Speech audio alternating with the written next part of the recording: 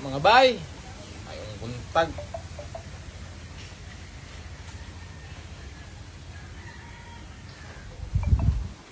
Mga bay, oh. Sahod naman natin ngayon mga bay.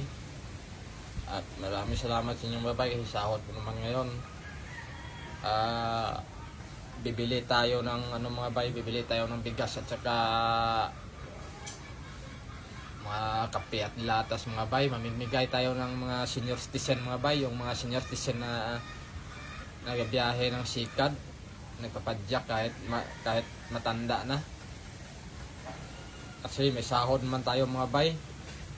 At saka share the blessing ng mga bay, at saka maraming salamat sa inyo. Paggising ko, nagkita ko mga bay na mayroon naman tayong sahod. At saka may nag-comment dito sa akin mga bay na sakit mga bay. Grabe yung comment sa akin mga bay. Addict daw ako mga bay. Saka grabe mga bay, oh. Addict ko no ako klaseng tao mga bay.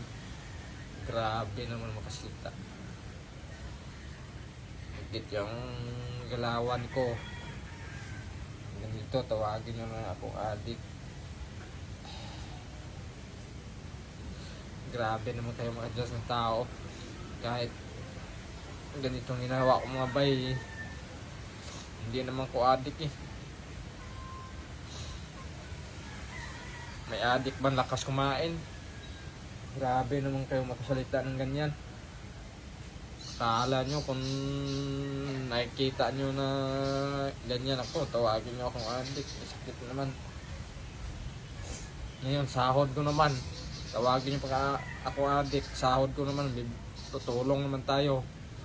Tapos tawagin nyo addict. Sakit. Yakin naman tayo mga bay.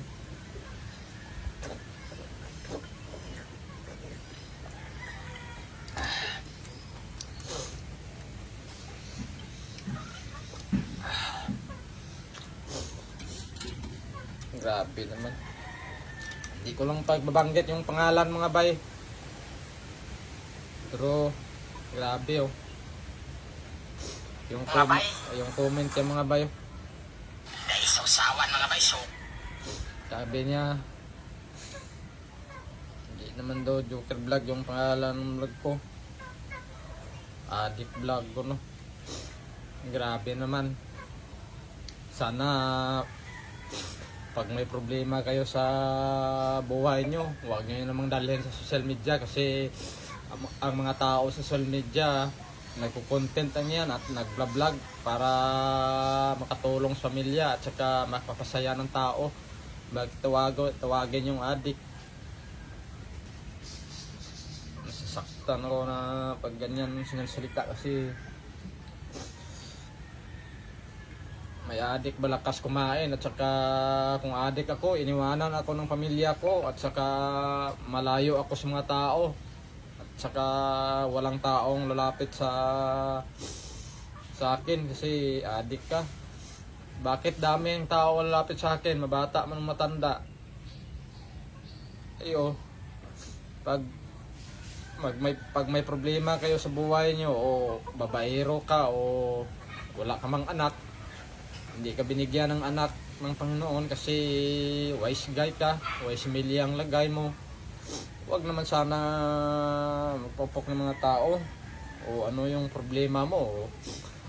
Marami kang kabit mayroon kang asawa, marami kang kabit, kaya yan, depress ka sa buhay mo. Huwag mo naman sana ipopok sa social media kasi bait-bait ko naman eh, oh. Kita niyo mas to, wala akong tato, wala akong ano. Tsaka sahod ko yun. Sahod ko kayon, pagising ko, sahod ko. Ang sa isip ko, bibili ako ng bigas at saka ano, para tutulong naman tayo mga tao, pero grabe. Parang hindi ako makatulog sa pagsalita nyo na tawagin nyo akong addict. Hindi ito yun. Ay, hanap buhay naman ako ng para mapahiskila ko yung mga anak ko. Tapos tawagin niyo pa kung adik si Lord nang bahala sa inyo. Mayroon pa kayong problema, madugangan yun kasi grabe naman kayo mag-estimate ng tao, hindi pa kilala yung tao. Tapos tawagin nyo ng ganyan. Grabe kayo. Sana parusahan kayo ng Panginoon sa ginagawa nyo sa mga tao na naglalaban ng patas. Tawagin nyo pa sakit ayan. Ganyan ng mga bay.